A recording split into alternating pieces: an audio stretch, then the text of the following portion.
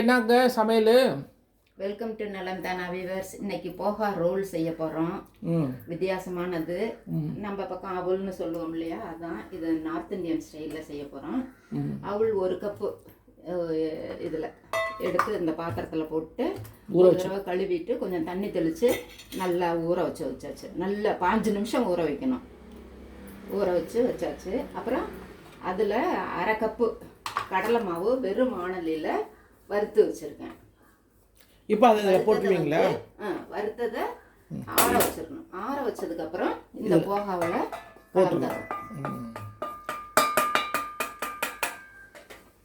கலந்ததுக்கப்புறம் இப்போ தாளிக்க போகிறீங்களா?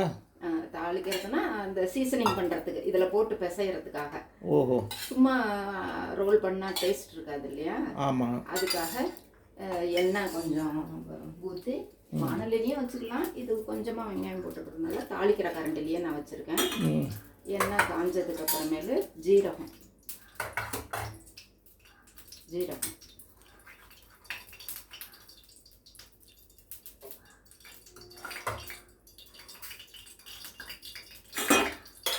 ஜீரகம் பொரிஞ்சதுக்கப்புறம் தண்ணி தான் புரியுது. இப்போ ஜீரகம் புரியல, தண்ணி புரியுது. ஒரு சொட்டு இருந்துருக்கும். ஜீரகம் பொரிஞ்சிருச்சு. இஞ்சி பூண்டு கொஞ்சம் இஞ்சியும் பூண்டும் கலந்துருக்கேன்.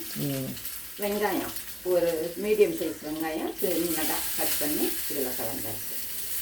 கருவேப்பிலை இல்லை, இப்போ போட்டுற வேண்டியது. கருவேப்பிலையும் எண்ணெயிலேயே கூட போட்டு இதை கலரி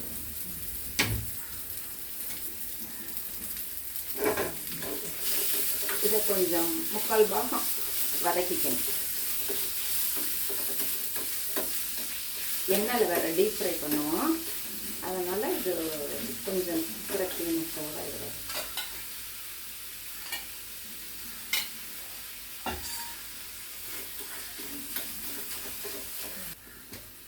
வதங்கிட்டுருக்கு. இப்போ வந்து நீங்கள் இதில் இதுக்கு வேணுங்கிற மிளகாய் பொடி காரத்துக்கு ஒரு பச்சை மிளகாய் கூட அரிஞ்சு இதில் போட்டுக்கலாம். அதுவும் போட்டு மிளகாய் பொடியும் கொஞ்சம் போட்டுக்கணும். மஞ்சத்தூள் கொஞ்சம், சாட் மசாலா, பெருங்காயத்தூள் எண்ணெயில் போட்டு இப்போ போதும். இதை ஆஃப் பண்ணிடுறேன். இப்போ பெருங்காயத்தூள் கடைசியில் இறக்க போகிறப்ப போடுறதுனால அது நல்லா வாசமாக இருக்கும். இப்போ இதில் அப்படியே இதில் போட்டுருங்க. இதில் போட்டு கொஞ்சம் சாட் மசாலா,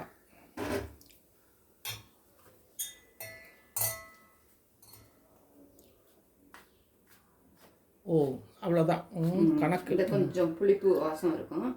கரம் மசாலா இந்த புளிப்பு வாசம் இல்லாமல் இருக்கும். நமக்கு வாசம் பிடிக்கும்னா கரம் மசாலாவும் இதில் கலந்துக்கலாம். வேணும்னா கொஞ்சம் கரம் மசாலா போட்டுருங்க. போட்டுமா? இப்போ இதெல்லாம் போட்டு கலக்கணும். நல்லா பசஞ்சிக்கலாம்.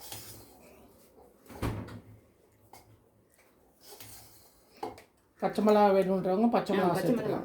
இருக்க அதுவும் கொஞ்சம் போடுறேன். பச்சையாக போடலாமா? பச்சையாக தான் அது.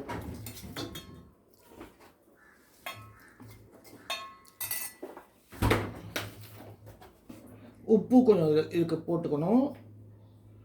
உப்பு பார்த்து போட்டுக்கோங்க. இப்போ நல்லா கலராச்சு.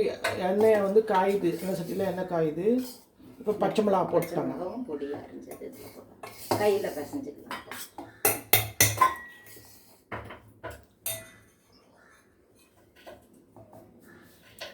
கையில் பசஞ்சிக்கிறாங்க.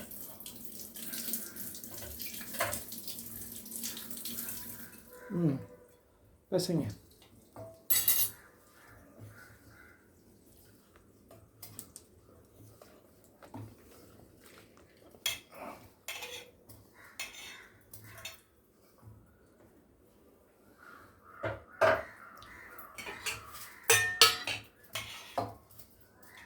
நல்லா பசஞ்சிக்கணும்.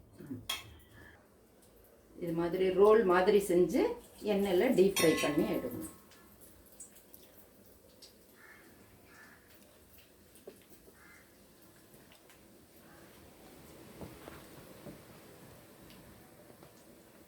தண்ணியே ஊற்ற வேண்டியதில்லை. அந்த வெங்காயம் ஈரமும் அவுளில் இருக்கிற ஈரமுமே இதுக்கு கலக்கிறதுக்கு போதும். இது மார்னிங் டிஃபனுக்கும் சாப்பிட்டுக்கலாம், ஈவினிங் ஸ்நாக்ஸாகவும் சாப்பிட்டுக்கலாம். நம்ம டேஸ்ட்டுக்கு தகுந்தாப்புல எப்படி செய்யணுமோ அப்படி செஞ்சு சாப்பிடலாம்.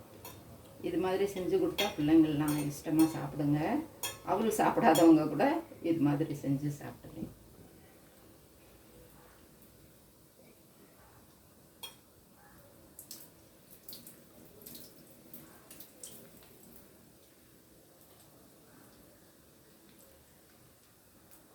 நல்லா கோல்டன் ப்ரௌன் வர்ற வரையெல்லாம் திருப்பி திருப்பி விட்டு வேக வச்சு 2 சைடும் எடுத்து சாப்பிட வேண்டியது. சூப்பராக வந்துருக்கு. சாப்பிட்றதுக்கும் நல்லா இருக்கும். அவுள் இருக்குது, கடலை மாவு எண்ணெயில் பொரிச்சோம்னாவே எப்பொழுதும் சாப்பிட்றதுக்கு டேஸ்ட்டாக இருக்கும். மசாலில் வேறு சாட் மசாலா போட்டிருக்கோம். இந்த காலத்து பிள்ளைங்களுக்கு சாட் ஐட்டம்னா வேறு பிடிக்கும். அதனால் இதில் சாட் மசாலாலாம் போட்டிருக்கோம். கரம் மசாலா, சாட் மசாலா, அந்த வாசத்தோடு இருக்கு. பச்சை மிளகா, மிளகாத்தூள் இவ்வளோ. ஆமாம், நீங்களும் செஞ்சு பாருங்கள். நலம் தளம் சேனலுக்கு சப்ஸ்கிரைப் பண்ணுங்கள், பெல் பட்டனை மறந்துடாமல் அமுக்குங்க. போஹா ரோல். பாய்.